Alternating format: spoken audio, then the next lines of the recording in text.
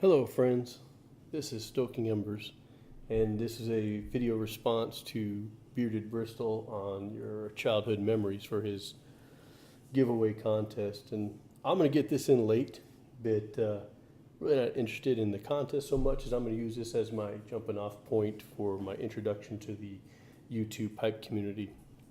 So I'll start off with the childhood memories. For me, it's in the box, and probably anybody else out there that was a geek or a nerd as a kid or still is, you recognize these as comic book boxes. And that was my childhood memories, the greatest ones I have. I had a pretty fortunate childhood, but this was my introduction to my best friend growing up. And Billy and I, it led to a lifelong friendship for 30 plus years. We met in junior high school. It was like, hey, you're the other guy who collects comic books. And amongst our family members, he became Comic Book Billy, I became Comic Book Joey, and we just spent most of our time trying to collect, hanging out, being cool, collecting comic books, talking to our friends about comic books, anybody who was really into it. And when the first Batman movies came out with, was it Michael Keaton? I mean, those were cool. We made sure we went. It led to friendships of double features at the movie theaters, red vines and cokes, camping trips, trips to the lake with the families, trips to Vegas, bike riding adventures all through Devil's Oven, Arizona, trying to find different comic book stores or what led up to it. And I brought these two out specifically because other than the Punisher, these were two of the mutual ones that we both really enjoyed. I was a huge Spider-Man fan, and Wolverine was his. Anything Wolverine was, everything for Billy was Wolverine, and we became really good friends over it, lifelong. Even like I said, to this day here in 2017, we're still friends. He lives out in Hawaii. I'm stuck still in Arizona, but we still keep in contact regularly. We talk regularly. Here's this one I was looking for.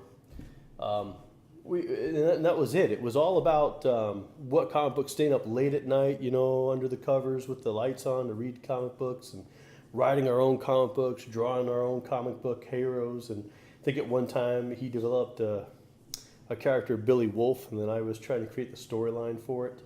And it represented for me a childhood that was all pretty fun, chasing down drugstores, looking for comic books, old antique stores that had them, some guy's trailer in the middle of a trailer park, or bike riding over to people's houses, harassing his older sisters to take us to the comic book stores. It was, and then again, it was, backyard, playing in the swimming pool, pretending we were definitely not Aquaman. That just didn't happen. But, you were sneaking up at night, you were covert doing Punisher tactics or Wolverine tactics, and even led into martial arts where we wanted to be able to fight like these guys.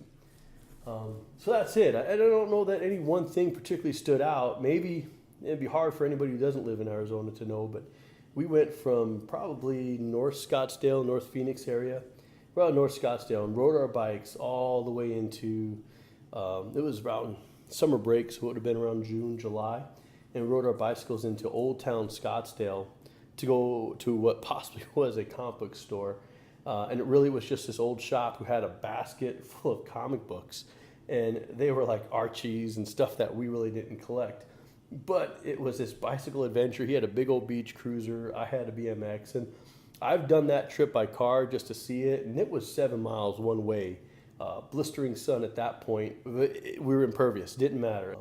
So that's my childhood memory. It's just kind of a big nutshell. But I mean, how do you wrap up 30 years in just a short video about friendships and camping trips and fishing and kayaks and canoes and up in the mountains together, just reading comic books. They went everywhere with us, and it was the start of a friendship, and we've maintained it since. So that's the comic book end of it. As far as how I got into pipes and tobaccos and such, well, for me it started off with cigars, and because Wolverine liked cigars. He did. And I didn't start off like everybody else did with A. Chupman's or Macanudos and Cohibas. I went down to the local Stop and Rob, and I grabbed a 5-pack of Swisher Sweet Perfectos and the Zippo, which I still have. My original one from that, 27 years ago. And I started off with the Zippo, stayed faithful with them since. I love them. You can see here, 27 years later, it still works. Now I have torches, but I use my Zippo, and you'll get the guy who tells you, "Oh, you're not supposed to use that." I didn't care. You ain't bought my cigar. You're not smoking the cigar. You can cheese off. I light it with whatever I feel like it. I just don't get hung up on all that kind of ritual of it. So for 27 years, smoked cigars. Eventually, it started off as Swisher Sweets. I don't smoke those anymore, but I built up into the Arturo Fuente 858s, and I've stuck with those since. But along the way, I kind of like the cigar, I like the pipes, and I was always interested in it because of the detectives. But I was always told to look too young. I was too young for a pipe. And then eventually, I did finally get one. My wife said, go for it. And so we bought the pipes. And just real quick, the wife knew I was a cigar smoker when we met, supported it. And when we got married, I bought a couple of Opus X, the Fuente Opus X for me, my dad, my groomsman, of course, my best man, Billy. And then for everybody else, because you know how some of those non-smokers are, they just want to grab a cigar.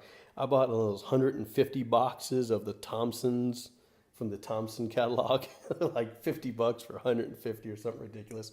And that's what they got. But eventually I wanted to get into the pipes. And one day I decided, you know what, woman, I'm just going to go do it. And so I went down to Tinderbox and I bought this one here. This was my basket pipe that Tinderbox has. And it's a church warden. And I chose it, I think it's $25 at the time. Now, I chose a church warden not because of Gandalf or Merlin or any other kind of wizard. I just really didn't care. I didn't think like that one that one that hangs off of your lip like a Sherlock Holmes type of deal would be any cool. And so what it tipped me off for this was actually in the movie Expendables, and it was Mickey Rourke's character.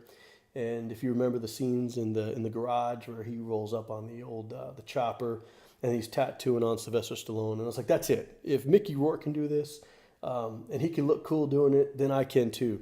And I'm nowhere near as cool, but you know what? It was fun. And so I started off with this. Tinderbox was really cool. I did this about 6 or 7 years ago, and of course, I got the Zippo lighter for that one as well. I bought that at Tinderbox, and they didn't steer me away from it. They had matches, but they said, this is what you like, and this is your favorite. Well, then go with it. And so I've always been a fan, taking them camping with me when I lived up in the north, in the mountains of Flag, and go camping. The Zippos never failed. I kept extra fuel. I wasn't afraid of it. But this is it. The Gandalf, the church warden pipe was what did it for me. And I smoked aromatics for about 6 years, always just whatever house blend that they happen to have at the Tinderbox from a local tobacconist. And it wasn't until I watched Mutton Chop Piper that I learned about the Blend Club. And I've been following that every month. And then that was my introduction to vapors and English blends and Latakias. And now I'm still an aromatic smoker. I'd say my favorite aromatic blend right now is Lancaster from the Country Squire. And I absolutely love it. Smells like caramel, my favorite flavor. Tastes like caramel. I like that. But I do like a Latakia, and it reminds me of when I go out camping and fishing. So a Latakia does well for me as well. And I guess after that, I just want to give a lot of props to a friend of mine in the YouTube pipe community, and that's Mike. Mike used to be the pipe master, and now he is Bulldog Piper. And Mike I met at the local cigar shop that we hang out at, or he hung out at occasionally, and we got to talk and hit it off. And he's really been a big help to me on learning pipes, about pipe tobaccos, about tasting them, because for me, a pipe tobacco either tastes hot or it doesn't, and it tastes good or it doesn't taste good. And I get frustrated when guys talk about tasting raisins and plums and I don't know, mascarpone and cashews. It sounds to me, I'm like, are they discussing their pipe tobacco, or are they talking about their shopping cart at the Whole Foods? Because it's either tastes good or it doesn't, and that's how I judge my tobacco. But Mike, if you haven't checked him out, check out Bulldog Piper. He's a great guy. He's a nice guy. Let's give him some attention, and maybe he'll put out some more videos. With that, this is Stoking Embers. Thanks for your time. Have a good day.